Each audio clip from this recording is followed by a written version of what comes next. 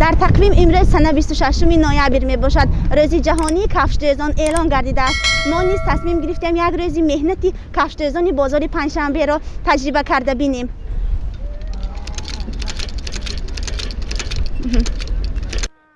کفشدوزی هنری قدیمی بوده، بیشتر مردان به آن مشغول می شوند. در بازار پنجشنبه نیز شماره کفشدوزان کم نیستند. آنها پایافزال‌های دریده را، آرایشش خراب شده را با وسیله ماشینه مخصوص، درفش و ریسمانی سخت و دیگر لوازمات لازمه دوخته درست می کنند. دولت شریپوف 50 سال دارد. او 18 سال اینجانی با مهنت کفشدوزی زندگی خود را پیش می برد. موصوف در این مدت 4 فرزند خود را با این مهنت دستیش می خوراند و می پوشاند. شاگرد استاد بودم، یک 6 ماه 7 ماه شاگرد استادم. خودم شاگردم استادم بود. داخلم بیش کسی من افسوس گوشش بگیز به تخت نمیاد کار. کار میبرد. پوچکی میبرد کار. ما خودم جیادگر میبرد پوچکی.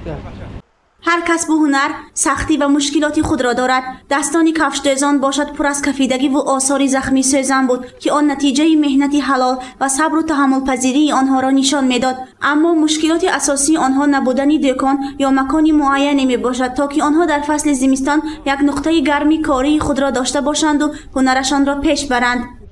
کسب کو همین دیگه هنر نداریم.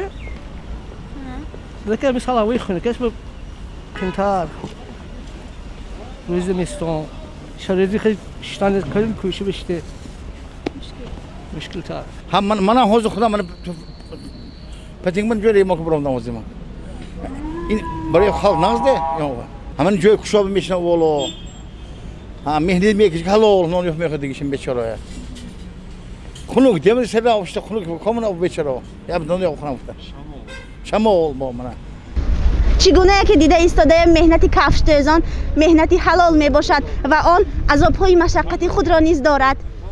ما خواستیم تنها از مهنت یک روزه کفشدوزان بازار پنجشنبه آگاهی پیدا کنیم و الکی در مدت 1 ساعت متوجه شدم که دستان من یخ کرد و من واقعا به قدر مهنت این کفشدوزان رسیده ایستادم.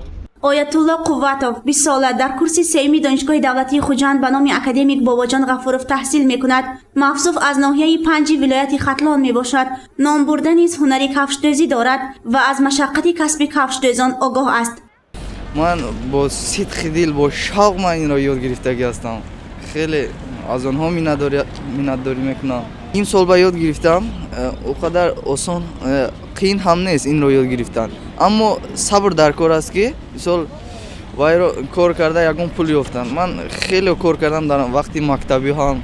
آیت الله در زادگاهش این هنر را از استادش آموخته است، اما میتوان میراثی هم گفت چون که بابایش نیز از عهده کفشدوزی به خوبی میبرآمده است. این جوانی هنرمند با وجود دانشجو بودنش ایام نورسیش در وقتهای خالگی پایافزال‌های اهل خانواده و نزدیکان را نیز تعمیر میکرده است. چیل هنر به یک مرد کم است. این پیشه آیت الله در زندگی میباشد زیرا او از عهده هنر استاگی و آشپزی نیز به خوبی میبرآید. برای یک مرد چیل هنر هم کم میگوید. چقدر که هنر آموزم من کم دیه باید همین یک لقمه نان هم باشد یافته می شود از این کارها. بابای عبدالحفیظ نیز کفشدوزی ماهرند. نام برده از سال 1971 قریب نیم عصر این جانب با تعمیر کفش مشغولند. همه روز 4 5 تا 10 نفر برای تعمیر پایافزال مراجعت میکنند. بابای عبدالحفیظ گاه سرودخوانان کاری خود را به سامان میرساند. پیشمون میجاز نباشد اگر میجاز باشد گازان کده کار میکنیم، میجاز نباشد شعرخوانده کار میکنیم. عبدالحفیظ عزیزوف این هنر را زمانی شوروی از فابریکه پایافزال دوزی آموخته است. موصوف به شاگردان زیاد این کسب را آموزانیده است که حالا نیز کفشدوزانی ماهر شده‌اند. او از کاری خود راضی است. تنها مشکلی او گرانی چرم و قسم‌های پایافزال و لوازماتی که برای تعمیر خریداری می‌کنند و این باعث می‌گردد که گاهی میزاجان ندانسته از نرخ‌گذاری حق خدمت کفشدوزان ناراضگی می‌کنند. واقعیت چنین است که این کاسبان هر روز 20 تا 40 سامانی مبلغ به دست می‌آورند. معمولا میگی محصولاتی وای عادی جا میاد سال قیمت خالقی سال پلاس کم دار انچه وای میشه مبانی مویو میجازو انچه وای میشه سودو میشه.